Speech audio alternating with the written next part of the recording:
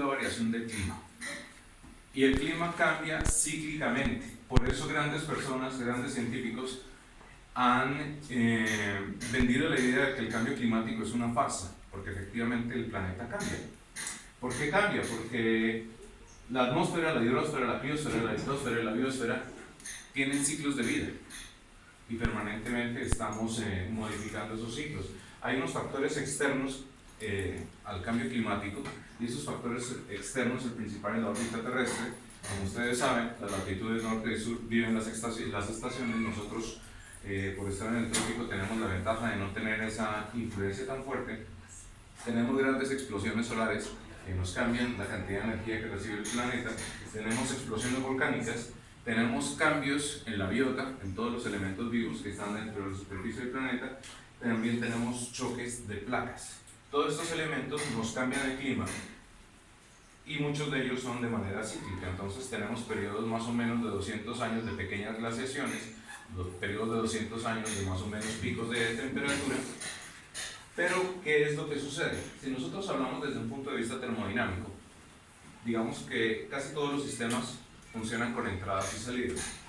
Si tenemos en estos momentos un tanque de agua cualquiera con una entrada de agua y unas salidas, y nosotros lo empezamos a llenar, pues el tanque queda en un nivel, va llenándose hasta que nosotros le dejamos salir agua. Entonces el tanque se regula, y se regula en qué cantidad de agua debe tener el tanque permanentemente, una compensación entre lo que está entrando y lo que está saliendo. Pero ¿qué es lo que sucede si nosotros tapamos esas salidas? Pues obviamente el tanque ya no va a descender, sino lo que vamos a tener es que el tanque se llena completamente. Otro ejemplo de un sistema soy yo. Si yo como mucho, pues me engordo porque no estoy gastando a la misma velocidad que estoy consumiendo. Si yo hago más deporte, pues gasto la energía que me estoy poniendo en el desayuno y obviamente me voy a adelgazar. Al planeta le pasa exactamente lo mismo, porque a pesar de que los ciclos de cambio climático son naturales, el problema no es el cambio climático, sino el problema es el calentamiento global. O sea que estamos empezando a aumentar gradualmente la temperatura del planeta, y eso sí ya es anormal. O sea, que el planeta se caliente y se enfríe, normal, pero que se esté calentando al ritmo que se esté calentando ya es anormal. Por lo menos se estima que el 97% de los científicos del mundo coinciden con que el calentamiento global es de origen antropogénico, o sea, nosotros nos estamos tirando el planeta. Así como vimos en el tanque anterior, la cantidad de luz que nos llega del Sol, que es la que está representada en las partes amarillas, parte es absorbida por la Tierra y parte se refleja. Una parte se refleja por las nubes y otra parte se refleja. ¿Este es apuntador? No. No sé. Una parte se refleja por las nubes y la otra parte se refleja por las superficies. Cuando la energía se refleja en las superficies, eso se llama albedo. Entonces, si tenemos superficies blancas o metálicas, pues vamos a reflejar una cantidad de energía, y si tenemos superficies grises o verdes, pues esa energía se absorbe. A ustedes les ha pasado que si van a la playa y están descalzos, salen de la sombra y pisan la arena, y obviamente nos vamos a quemar porque tenemos una superficie que absorbe bastante energía, mientras que llegamos al mar y en el mar está fresco. El mar y el hielo rebotan demasiada energía. ¿Qué sucede? Lo amarillo es la energía de la luz, y lo rojo que ustedes ven allí es la energía térmica. La energía térmica también el planeta la absorbe, pero cuando empezamos nosotros a cargar la atmósfera de una cantidad de elementos, en este caso específico son los gases de efecto invernadero, pues la energía ya no puede salir. Y así como en el tanque que vimos en la diapositiva anterior, si yo cierro las llaves, pues no sale la energía. Aquí si coloco una capa atmosférica sobre nuestro planeta, pues entonces la energía no puede salir. Conclusión: estoy metiendo más energía de la que puedo sacar y obviamente nos calentamos. Esos gases de efecto invernadero, se habla mucho del dióxido de carbono, pero no es el más grave, es el más producido en mayor cantidad de volumen por la quema de hidrocarburos sobre todo, pero existen otros gases que son muchísimo más peligrosos porque tienen más capacidad de retener la energía del planeta. Uno de esos, por ejemplo, es el metano. El metano es 16 veces más perjudicial que el dióxido de carbono. Otros son los fluorofosfatos. Los fluorocarbonados, los hidrofluorocarbonados. Esos gases nos concentramos, vuelve y juega en el dióxido de carbono, pero no es el más peligroso. Aquí tenemos una gráfica de reconstrucción de la temperatura y podemos observar que desde el año cero la temperatura se reconstruye básicamente estudiando las capas de los hielos en el Ártico y el Antártico y estudiando los anillos de los árboles. Y aquí podemos ver que efectivamente hemos tenido siempre ciclos. O sea, el planeta se calienta y se enfría, se calienta y se enfría, pero desde que aparece la era industrial, 1780, el calentamiento crece. Esa gráfica la mostró por primera vez al mundo Al Gore, y yo creo que esa es la gráfica que más ha impactado, que es ver cómo hay una relación directa entre la producción de gases, efecto invernadero y el calentamiento del planeta. Ven, una cosa ahí que puede interrumpir, pero en el año 200, ¿qué termómetro había? Como te digo, las temperaturas se evalúan es mirando los anillos de los árboles y las capas de hielo. Entonces se hacen grandes perforaciones de hasta de 300 metros, se saca toda la columna de hielo y se empieza a revisar a ver qué ha pasado. Entonces se mira la acumulación de gases, se miran los microorganismos que estaban vivos en esas épocas, y con eso se hacen correlaciones. Una de las más fuertes es el carbono. El carbono 14 y el carbono 12. El carbono 14 se produce sobre todo por los impactos de las explosiones solares y cómo la energía solar atípica afecta a la atmósfera, y se produce el carbono 14 y ese es el que empiezan a medir. Esta otra gráfica nos está mostrando las predicciones que han hecho los diferentes organismos dedicados a la parte ambiental, y estas predicciones con modelos climatológicos nos muestran que por más que querramos, siempre vamos a terminar el escenario más halagüeño. Estamos hablando por encima de 2 grados centígrados con respecto a la media en el año 2100. Entonces ustedes dicen, bueno, 2 grados centígrados tampoco es que sea mucho, pero lo malo es que hoy en día estamos en 1.1 y 1.3 grados centígrados, o sea, que estamos por aquí y ya estamos más o menos en este punto. Ya va a pasar.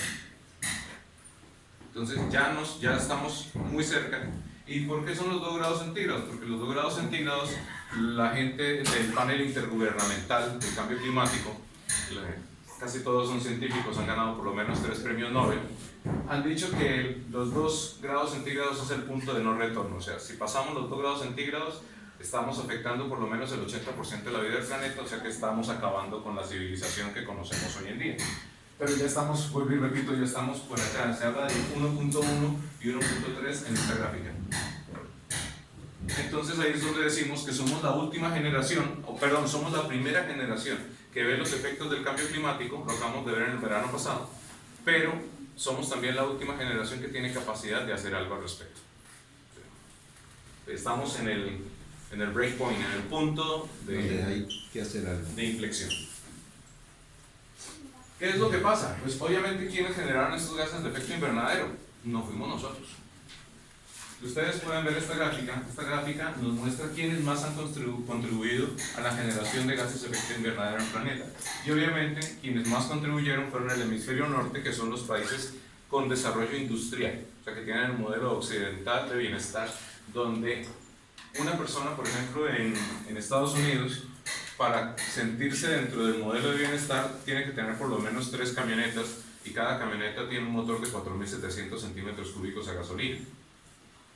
Nosotros no podríamos llegar a ese estado de bienestar. O sea, si queremos que todo el planeta alcance el bienestar de Estados Unidos, pues acabaríamos con los recursos. Pero podemos ver, por ejemplo, cómo el norte de Europa, incluso Rusia, Estados Unidos, Canadá, la parte de Australia, son los que están en rojo porque contaminaron desde que se empezó la era industrial. Los países del hemisferio sur, incluyendo a México, son los países que menos han contaminado.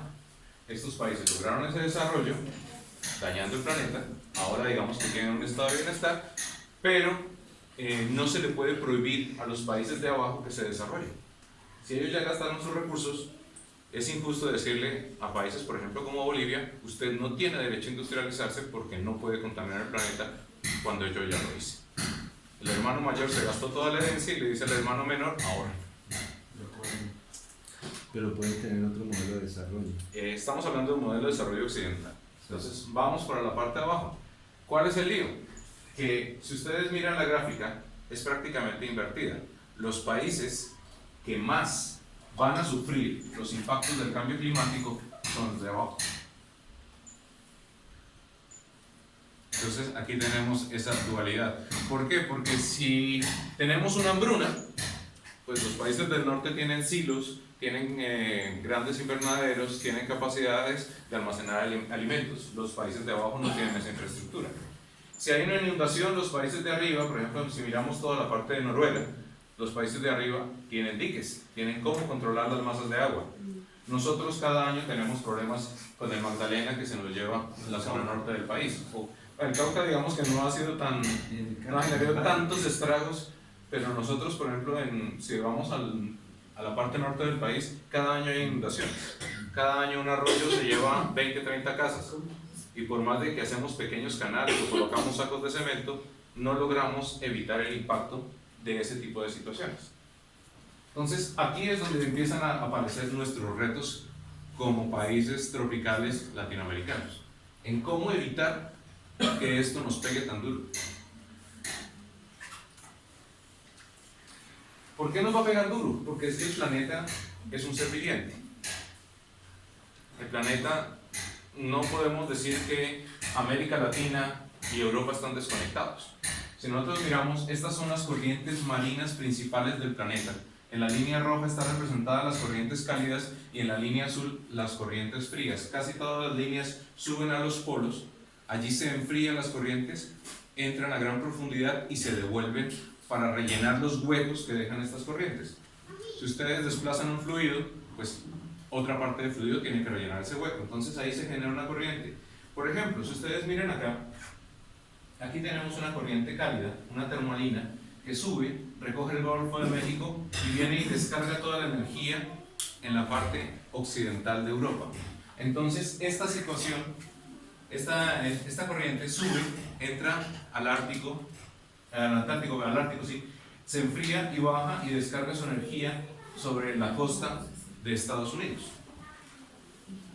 Esa es la razón por qué, mientras que en Nueva York está casi a la misma altitud, estamos hablando sobre este paralelo, tiene temperaturas de invierno de menos 20 grados, Europa no alcanza los menos 4 grados centígrados. Entonces Europa es calientita, mientras que Estados Unidos es muy frío gracias a esta corriente, a esta energía que se descarga aquí y esta energía que se descarga acá.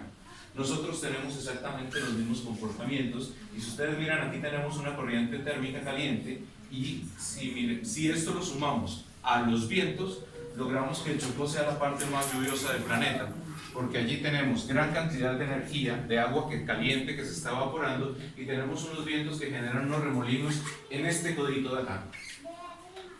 Por lo tanto, logramos los 13.180 milímetros de lluvias al año, que son las más abundantes del planeta. Hay gente que dice que no, que las lluvias más abundantes del planeta están en esta zona, en el sudeste asiático, pero resulta que en esta zona, parte de la India, llueven 11.000 milímetros, pero en forma monzónica. O sea, de un solo tacazo en 2-3 meses llueven 11.000 milímetros de agua, mientras que acá es repartido en todo el año. Ahora sí, si vemos este efecto, si nosotros cambiamos, no voy a volver, si estos motores térmicos se frenan por el calentamiento o por el contrario se aceleran, pues obviamente se va a polarizar el clima. ¿Qué quiere decir esto? En las zonas donde es más caliente, si aumentamos la temperatura, estas zonas van a ser más calientes. Y las zonas donde van a ser más frías, pues van a ser más frías. Por eso hace unos 4 meses Donald Trump hizo un chiste diciendo que cuál era el cuento del calentamiento global, que él se estaba congelando. Que por qué el calentamiento global no los afectaba a ellos. Porque donde es más frío, va a ser más frío, y donde es más caliente, va a ser más caliente. Ese es uno de los principales efectos de polarización del clima. Pero eso que tiene una cantidad de consecuencias. Si son a nivel ambiental, las consecuencias son temperaturas más cálidas, ya lo hemos visto, tormentas más intensas, también se está viendo, olas de calor más fuerte, cuando hay esos golpes de calor son muy intensos, se derriten los glaciales, y los glaciales son los que reflejan gran parte de la luz solar. Entonces, al derretirse, pues ese efecto de acumular energía lo vamos a tener más fuerte. huracanes más peligrosos, cambian absolutamente todos los ecosistemas, desaparecen especies animales y una de las que más asusta, pero que no es la más importante, es que el nivel del mar va a aumentar. Se estima que el mar subirá aproximadamente 1.2 metros. Y 1.2 metros es acabar con prácticamente la mitad de las ciudades europeas que están a nivel del mar. Es acabar con Nueva York y Manhattan completamente. Venecia ya desaparecería. Nosotros estamos en los Andes. Nosotros tenemos una orografía supremamente atractiva y eso nos va a generar unas ventajas, pero también nos va a generar unos problemas que los vamos a ver después. Y las consecuencias del cambio climático a nivel social son alimentos más caros, porque desaparecen las fronteras agrícolas y obviamente donde se podía cultivar ya no se cultiva. Tendríamos una propagación de enfermedades, incremento de la pobreza. Una de las cosas más peligrosas es el apartheid climático. Quiere decir que unas personas van a vivir en buenas condiciones, los que tengan dinero y recursos van a poderse ir a las zonas climáticamente cómodas, y la gran mayoría de nosotros que no tenemos esos recursos vamos a terminar viviendo en condiciones muy agrestes. Y eso va a dar. Y por último, una guerra por recursos. Hoy en día las guerras por recursos se llaman geopolítica. No son guerras abiertas, sino son guerras de pacificación, guerras de viva la libertad y viva la democracia, pero todas las guerras que hemos tenido desde 1940 para acá, prácticamente desde la motivación de la Segunda Guerra Mundial, han sido guerras energéticas y guerras por recursos. Sí, son guerras encubiertas. Sí. ¿Por qué les decía que nosotros tenemos grandes ventajas? Porque nosotros vivimos, ¿se acuerdan de este gráfico que lo vimos todos en la escuela? Segundo de primaria, tercero de primaria, los pisos térmicos. Nosotros tenemos los pisos térmicos. Y en nuestros pisos térmicos tenemos la gran ventaja de que si ustedes quieren clima caliente, porque tienen frío y se van de vacaciones, pues bajamos al valle y en cuestión de 2 horas estamos a 32 grados centígrados. Y si queremos frío, subimos a Coconuco o a Silvia y en cuestión de 40 minutos estamos a 12 grados centígrados. Tenemos esas grandes ventajas, pero ¿qué es lo que sucede? Cada zona es especial y especialísima para ciertas cosas. Si nosotros cambiamos estos rangos de temperatura, por ejemplo, los mosquitos y el dengue que viven aquí muy felices, con poblaciones que ya están adaptadas a vivir, personas, animales y biotas que están adaptadas a vivir con esos mosquitos. Cuando nosotros hacemos un aumento de la temperatura, el mosquito que vivía feliz aquí sube acá. Y estas personas no están preparadas, no tienen la resistencia biológica para aguantar un dengue. Entonces empezamos nosotros a tener cambios en los ecosistemas, cambios de temperatura en esta zona andina que nos van a generar esas enfermedades. Si aquí se cultivaba muy bien, ya no se cultiva muy bien, entonces tenemos que subir un poquito más y empezamos a romper las fronteras agrícolas. Empezamos a atacar los páramos. Ya hoy en día se cultiva muy bien en los páramos. Si ustedes van para Quintana, la papa cada día va más para arriba. Entonces, dentro de las consecuencias sociales que les mencionaba en la diapositiva anterior, gran parte se nos va a dar por esto. Y obviamente ya de los 19 páramos que tenía Colombia, ya quedan solamente 4 con nieves permanentes, ¿no? Creo que todos, hay uno en el Nevado del Huila y los otros están sobre la zona de la Sierra Nevada del Cocuy.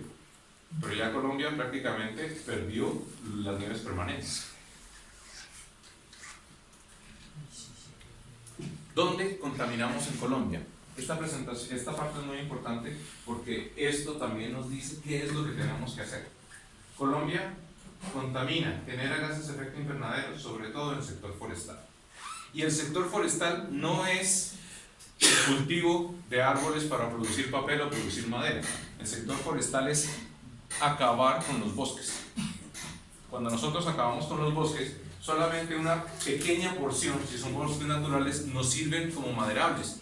Los demás se tumban, los demás quedan tirados en el suelo. Y toda esa materia que queda tirada en el suelo se descompone. Y al descomponerse, sobre todo por funciones metanogénicas, nos produce metano.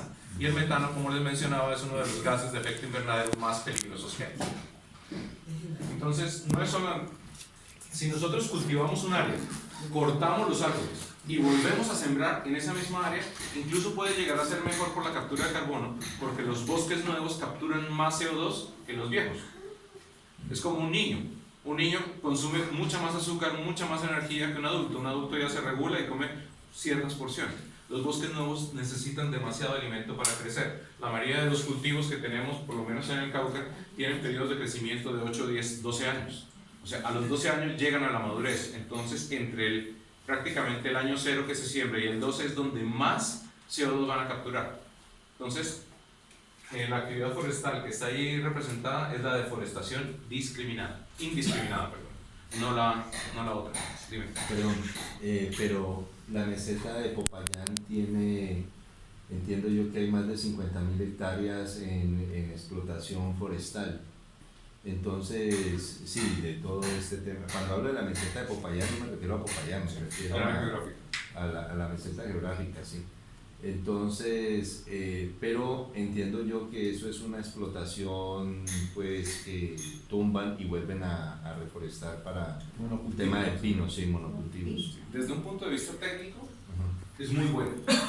Tumbar y sembrar. Tumbar y sembrar es bueno porque se aumenta la captura de CO2. Desde un punto de vista de los ecosistemas es malo porque cuando los animales, los virus, las bacterias, en general toda la biota se están empezando a acomodar, les quitamos el nido y volvemos a poner uno nuevo. Pero son áreas que ya están definidas. Son áreas que ya están definidas y se supone que dentro de las prácticas comerciales de la legislación colombiana no se puede, por ejemplo, si dentro de estas 50.000 hectáreas encontramos 10 de bosques completamente naturales, esos no se deben tocar y las compañías encargadas de esto, que son las cooperativas y Cartón de Colombia, tienen que dejar como mínimo una barrera de 3 filas de árboles para que el bosque natural no se vea afectado. Esa es la norma. Yo considero que Cartón de Colombia, después de 1978, empezó a hacer buenas prácticas de manejo forestal. Si hablamos específicamente de Cartón de Colombia. Sí, porque en general ellos son gran parte de los dueños de la explotación forestal. Pero el problema no es Cartón de Colombia. Sí, el problema es la deforestación. Los bosques nativos y toda la basura que queda en esas zonas, que sobre todo las hormigas son las que los procesan, y las bacterias metanogénicas que producen metano. Ahí es donde está uno de los grandes problemas. El siguiente renglón en Colombia es el agropecuario, transporte es el tercero, industrias de la energía. Afortunadamente en Colombia la energía es muy limpia porque casi toda viene proveniente de grandes hidroeléctricas, la producción de residuos, energías fugitivas, o sea todo lo que perdemos como energía, industria manufacturera y construcción y por último otros sectores. Pero si ustedes comparan toda esta sección con esta, la sumatoria prácticamente nos da la deforestación. O sea que lo más grueso es allá. Y si hablamos del diagrama de Pareto, pues si nos concentramos en el 20% del problema, podemos solucionar el 80% de las causas. Y ahí en los dos primeros tenemos más del 80% del problema. Si hablamos específicamente de energía, obviamente yo tengo una intencionalidad y la intencionalidad que tengo como profesional son los temas que me apasionan y por eso traigo esta presentación. Si hablamos de energía, ustedes pueden ver allí que la franja roja es el consumo energético de Colombia, es el transporte. Colombia, el 64% de la energía que se produce, no solamente eléctrica, sino cuando hablamos de energía hablamos de todas las fuentes de energía, se consume en transporte. Después seguimos la industria con un 16% y la parte residencial con un 15%. Esos son los tres grandes sectores. Pero miren que de todas maneras, por más de que uno quiera deshacerse del problema, muchas gracias, el transporte es el mayor impacto de consumo energético del país. Ahora comparemos esta con esta siguiente gráfica. Esta gráfica nos muestra las eficiencias en consumo energético. Entonces, si el transporte consume el 64%, y solamente las pérdidas son el 82%, quiere decir que en Colombia nosotros estamos tirando la energía a la basura. Un motor de combustión interna, ya sea diésel o sea de gasolina, tiene eficiencias que no superan el 35%. Quiere decir que de toda la gasolina que le estamos metiendo, o el diésel que le estamos metiendo a un motor, solamente el 35%, y exagerando, se convierte en energía de movimiento, que es lo que nos interesa. Entonces, tenemos un gran consumo en transporte y unas grandes pérdidas en transporte. Si pasamos al segundo sector, que es el industrial, ustedes pueden ver que ya la eficiencia es mucho más grande. Las pérdidas son a duras penas el 28%, y en el residencial las pérdidas son del 46%. ¿Qué es lo que consume energía en el mundo? Lo primero, procesos térmicos, o sea, todo lo que sea calentar y enfriar. Si nos vamos a nuestra casa, ¿qué calentamos? La plancha, la comida. ¿Qué enfriamos? La nevera. Esos son los grandes consumos. Nosotros acá no tenemos grandes sistemas de aire acondicionado o calefacción porque en nuestras casas nuestro clima es benévolo con nosotros. Si nos vamos al resto del mundo, pues en verano tendrán que poner la caldera y en invierno tendrán que poner, al revés, en verano tendrán que poner los aires acondicionados y en invierno las calderas. Nosotros no tenemos ese problema, no obstante seguimos teniendo grandes consumos. Repito, en primer lugar, todo lo que sean procesos térmicos. Segundo lugar, todo lo que sea movimiento, motores eléctricos y motores de combustión interna, bandas transportadoras, ascensores, elevadores, licuadoras. Y por último, la iluminación. Todo lo que sea iluminación es el tercer renglón de consumo energético y que obviamente ahí tenemos el potencial de ahorro. ¿Colombia a qué se comprometió? Colombia con el Acuerdo de París, estamos hablando del año 2015, se compromete a crear un fondo para la paz y el desarrollo sostenible y estamos hablando de 6.000 millones de dólares, perdón, me quedó mal la cifra, son 6.000 millones de dólares que Colombia se comprometió a crear junto con otros países un fondo para la paz. Este fondo también tiene un gran componente de reforestación. Colombia perdió con guerra más del 51% de su capa vegetal y tenemos, como ya les había mostrado antes, que las emisiones de gases de efecto invernadero de Colombia en gran parte son por la deforestación. Lo siguiente que Colombia se comprometió fue establecer unas alianzas para frenar la deforestación. Frenar no es no deforestar más, frenar es reducir los volúmenes y para eso Noruega, Reino Unido, Alemania entregaron específicamente 300 millones de dólares para que Colombia haga ese freno. Y en la misión Amazonía se dice que habrá cero deforestación dentro de 3 meses. Compromisos de Colombia, ¿no? Ustedes saben que si Colombia firma un compromiso internacional, ese compromiso internacional se vuelve al interior del país una ley, esa ley se regula mediante decretos, mediante acuerdos y se implementa. Y si no se cumple, pues Colombia tendrá sanciones. Y esas sanciones normalmente son monetarias. Entonces, si ya Colombia tiene en estos momentos una deuda externa bastante alta, nuestra tasa de cambio es bastante desfavorable, pues si nosotros nos sometemos a las sanciones por violar lo que nos hemos comprometido, pues ya sabemos cuál va a ser nuestro escenario. El siguiente punto a que se comprometió Colombia fue a aumentar las áreas protegidas. Y aquí entra en Colombia la zona de juego de parques nacionales naturales. El Cauca tiene grandes zonas de parques nacionales y los funcionarios de parques lo tienen muy claro que tienen que aumentar las áreas protegidas. Pero las áreas protegidas de los parques naturales se ven afectadas por las fronteras agrícolas y los colonos. ¿Por qué? Porque toda la persona que vive alrededor de un parque natural necesita recursos y ¿dónde los busca? En las áreas protegidas. Y por último, este me parece bastante curioso porque se sale de todo el esquema y es que se pide que Colombia haga un plan de renovación de las neveras específicamente para sacar los gases, sobre todo el R11 y el R12, eso también aplica a los vehículos con aire acondicionado viejos, para que le coloquemos los hidrofluorocarbonados, que son R11 y R12, para que los cambiemos por estos otros gases que han sido desarrollados y que son ambientalmente amigables. El freón. Dentro de ellos, el freón es uno de los que nos estaba matando sobre todo la capa de ozono y los gases de efecto invernadero. Bueno, aquí hay una anécdota interesante. ¿Por qué se dice que el mundo puede frenar el cambio climático? Porque es que ya se hizo. El planeta ya se puso de acuerdo y todas las industrias y todas las fábricas cambiaron los propelentes que tenían los aerosoles, que eran hidrofluorocarbonados, los cambiaron hoy en día por propano.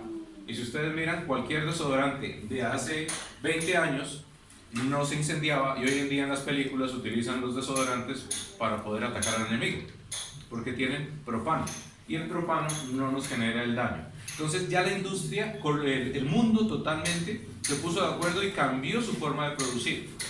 Ya hay un precedente. ¿Por qué no hemos podido cambiar los gases de efecto invernadero? Pues porque todavía seguimos dependiendo sobre todo de los combustibles fósiles. Pero aquí me parece interesante y es que Alemania, Reino Unido, Dinamarca y en general la Unión Europea pone 9 millones de euros para que nosotros hagamos ese plan de cambio de neveras. Me gustaría saber si ustedes algún día han entrado al Éxito o a Jumbo o por internet y han visto nevera subsidiada, plan renove, traiga su nevera vieja, le damos la nueva. O han visto una planta de chatarrización ecológica técnicamente bien formulada de manejo de neveras. Entonces, si una nevera se daña, lo que hacemos es la botamos a la basura y llega cualquier persona, corta los tubos del compresor, el gas escapa y se lleva el compresor para jugar en la casa o para llevarlo a la chatarrería. Entonces no hay un manejo adecuado de estos gases, para lo cual nos hemos ya comprometido a nivel internacional.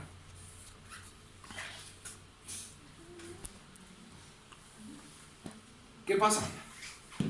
Ustedes se acuerdan de esta pirámide, ¿cierto? Abraham Maslow. El señor murió en 1970 y fue un psicólogo que nos dijo que nosotros teníamos una cantidad de necesidades. Las primarias son las fisiológicas, las secundarias son las de seguridad, afiliación, reconocimiento y por último la autorrealización. ¿Y qué nos decía este señor? Que mientras nosotros no tengamos las necesidades primarias ya satisfechas, no podemos subir al siguiente escalón.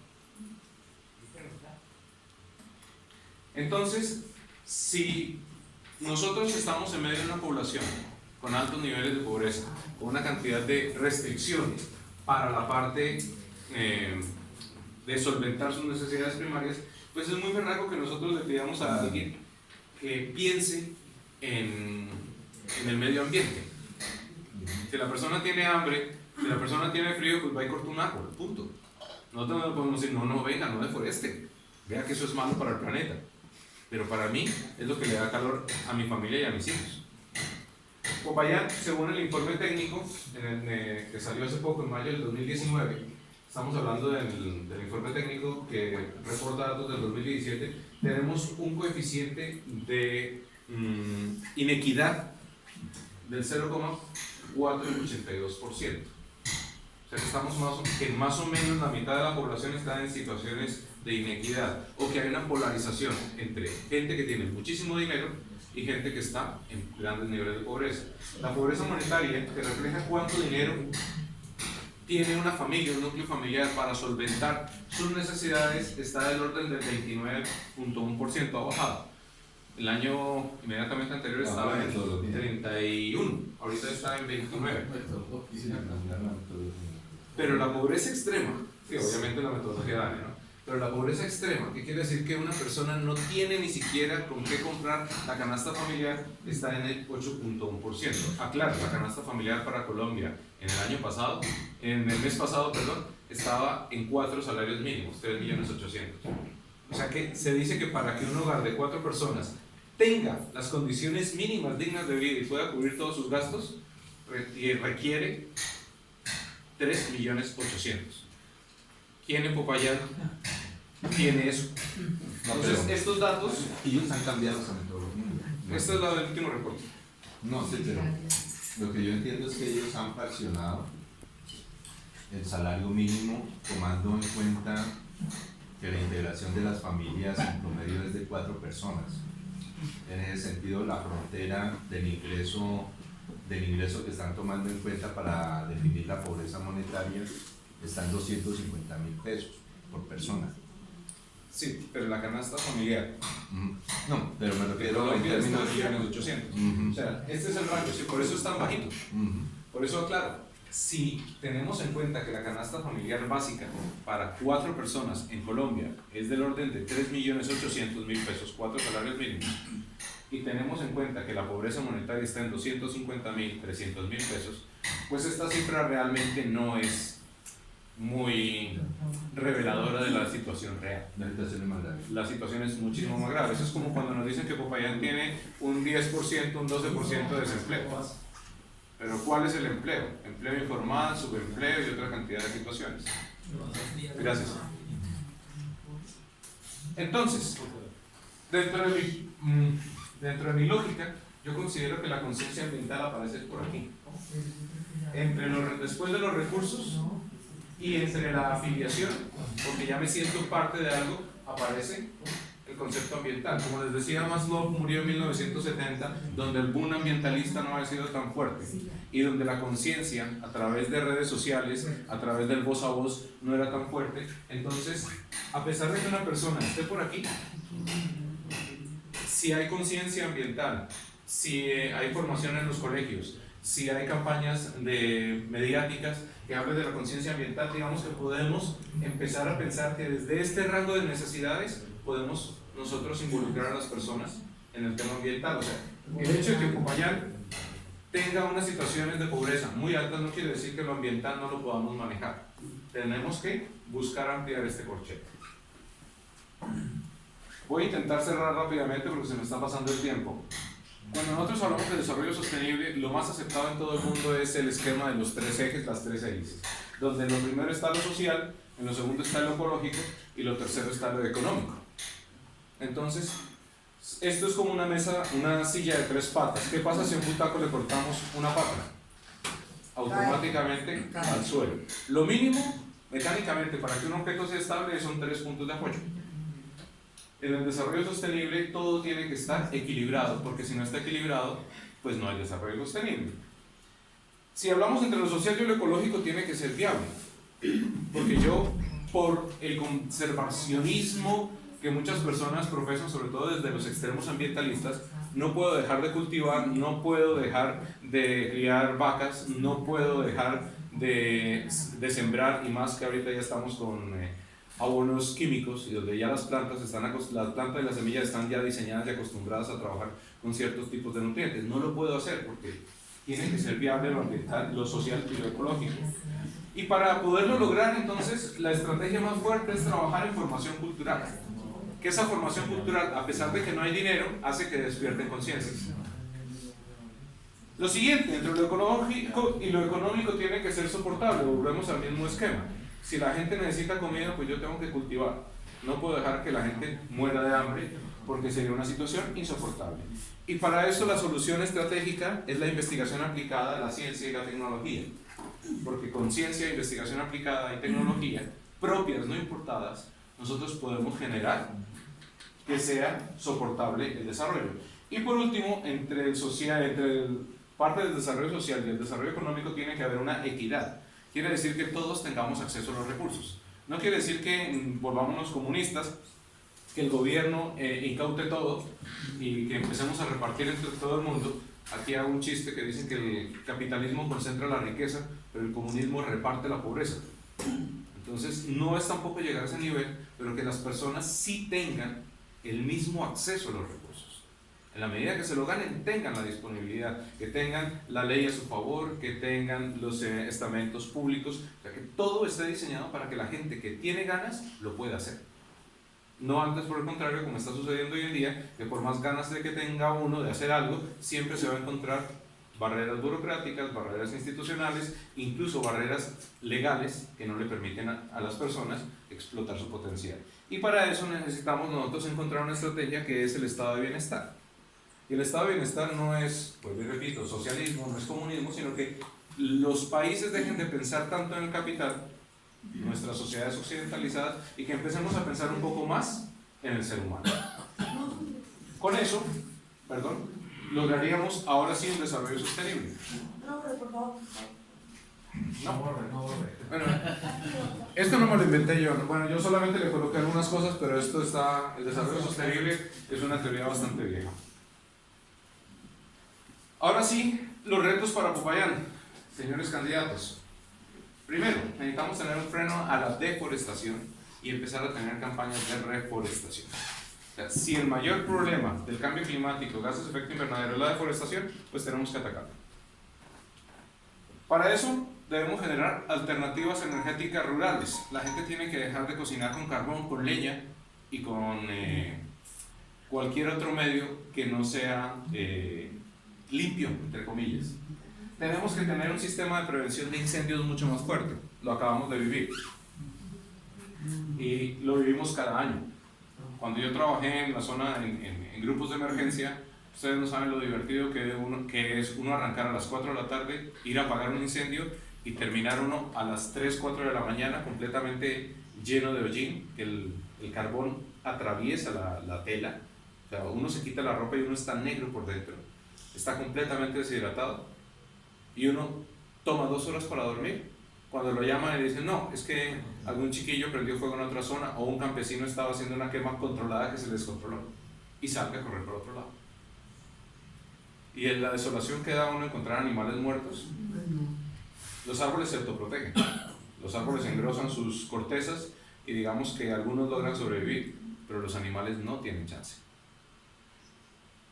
Entonces, un sistema de prevención de incendios, para eso se colocan estaciones de monitoreo, para eso hay que fortalecer los sistemas de seguridad social, de emergencias sociales. Tenemos que hacer una reforestación de los baldíos. Popayán tiene muchísimos terrenos baldíos que tienen densidades de una vaca por cada 2 o 3 hectáreas. No tiene sentido. Son terrenos de engorde. Pero baldíos es que Pero no son baldíos. no tienen propiedad. Pueden tener propiedad o no pueden tener propiedad, pero el hecho No es que el uso. jurídico, sino del uso. Sí, el uso. Ah, Dentro ok. del uso. Reforestación de tierras. Del uso del suelo. Porque baldíos Porque no no hay en tienen por Popayán. baldíos que no tienen dueño. En Popayán Que no tienen hay dueño, baldíos. pero el enfoque que tenemos acá del cambio climático es que no tienen un uso adecuado. Ajá. O sea, está bien, que hablamos de desarrollo económico, pues la ganadería es importante, pero hay que hacer la ganadería con medios tecnológicos y con una innovación que nos permita tener 10 vacas por hectárea en buenas condiciones, Claro. no una vaca cada 2 hectáreas, que es cosas más tradicionales para nosotros. Hay que fijar claramente las fronteras agrícolas. Las fronteras no pueden seguirse expandiendo, sobre todo hacia las zonas altas de los páramos. Hay que tener un fomento a la productividad agrícola y a la comercialización. Nosotros estamos entrando en un modelo económico de importación y no podemos seguir importando comidas. Yo desde muy pequeño he vivido en la zona de la Vía del Bosque y siempre me pregunté por qué para Santa Rosa entra la chiva cargada de plátano, de huevos, de cerdos, de arroz, de papas. Y si ustedes miran, las chivas salen de Popayán cargadas de alimentos hacia las veredas. El mismo tambo que la despensa agrícola de Colombia y uno mira que la gente lleva la plata. Entonces, no tiene eso sentido. ¿Y por qué? Pues porque hay un esquema económico, político, comercial que no permite que los pequeños cultivadores y los pequeños productores lleguen con sus productos a la ciudad. Desde un punto de vista el siguiente, movilidad sostenible. Como vimos, el transporte es una gran fuente de contaminación, por lo tanto nosotros tenemos que hacer un cambio fuerte hacia la movilidad sostenible, y la movilidad sostenible exige obligatoriamente un sistema inteligente integrado de transporte público. Y un sistema inteligente integrado de transporte público no es darle la concesión de las vías públicas a 2 o 3 empresas para que hagan un Transmilenio o un mío, que ya sabemos que no funciona. Los sistemas públicos tienen que ser multimodales. Se tienen que usar flotas eléctricas. El mayor problema de los vehículos eléctricos hoy en día es la autonomía. Quiere decir que un vehículo no puede superar los 400 kilómetros, no puede ir de aquí a Cali y volver sin recargarse. Pero cuando tenemos flotas cautivas, como son los buses, que tienen circulación siempre en los mismos escenarios, es muy fácil recargarlos. Entonces, las flotas de transporte público, los vehículos oficiales que tienen recorridos cortos, perfectamente todos podrían ser vehículos eléctricos. Hace poco vi una ley que habla de que para el 2025 todos los vehículos del sector oficial deberían ser eléctricos, pero no hay oferta. Y los vehículos eléctricos, un compacto que mientras uno con gasolina cuesta 45 millones, un eléctrico cuesta 120. Entonces, el costo de la tecnología. no es realmente más barato hacer un vehículo eléctrico. Ujú. El problema es que el mercado todavía se resiste a hacer el cambio, los grandes industriales se resisten a hacer el cambio, entonces nos están vendiendo vehículos supremamente costosos, más a manera de prueba para ver cómo se hacen las inserciones al mercado que como tal. Yo estoy seguro que el costo de producción del vehículo eléctrico puede ser una 10ª parte de un vehículo normal. No, de acuerdo, pero el valor de compra. Sí, el valor de compra. Pero no quiere decir que nosotros no podamos desarrollar nuestra propia tecnología. Hace un par de días leía yo que hacer un vehículo eléctrico es tan fácil que cualquier persona lo puede hacer en su taller, porque simplemente es un motor y unas baterías. Ese tema es muy importante. Nosotros, en conversación que tuvimos con algunos gerentes de empresas, la dificultad que tienen o que ellos manifestaban para hacer una renovación de flota y poderla colocar con sistemas de energía renovable es el costo. O sea, ahí planteaban una cantidad de cosas, de estudios técnicos, pero realmente la traba fundamental y objetiva que ellos manifiestan es que el costo para colocar una flota nueva eléctrica es Muy alto. muy alto. Pero el costo de operación es bajo. No, sí, pero pues finalmente el Estado no los va a comprar, ellos lo tienen que asumir. Sí, pero ellos van a tener utilidades con el costo de operación. Pero digamos el problema que hay en Bogotá con lo del Transmilenio, que pues primero Bogotá no pudo comprar todos los buses eléctricos ni en esta alcaldía ni en la pasada. Y hubo una polémica porque en tecnología Euro 5 y Euro 6, y obviamente pues así sea diésel, pero si es tecnología Euro 6 pues son motores mucho más costosos por lo eficientes, bueno, y por toda la tecnología que tienen. Pero decía el alcalde que lo que pasa es que es muy diferente cuando uno paga por un ticket de €1, que es en Europa. Aquí es complicado el tema. Yo entiendo las cosas, mejor dicho, pero pues yo no sé si Jorge no está de acuerdo. O sea, lo ideal sí sería pues que todo fuera eléctrico, pero yo creo que vamos para allá es bien complejo meterse en ese tema. Todo eso depende de ciertas voluntades. La gente en Popayán, ¿por qué no compraría vehículos eléctricos? El costo, Yo pienso que necesitamos el apoyo de las universidades. apoyo de las universidades, pero Eso- pues solo de eso desarrollo es tecnológico. fundamental. Mira, nosotros tenemos, te voy a revelar uno de mis sueños. Planteando eso. Voy a revelar uno de mis grandes sueños. Nosotros tenemos la sede de Transpudensa Norte y a 600 metros menos tenemos el río Cauca. El río Cauca tiene un potencial de generación mini hidráulica altísimo. Haciendo cálculos muy ligeros, yo te puedo decir que perfectamente colocando unas hidroturbinas sin canalización, podríamos estar cargando baterías ahí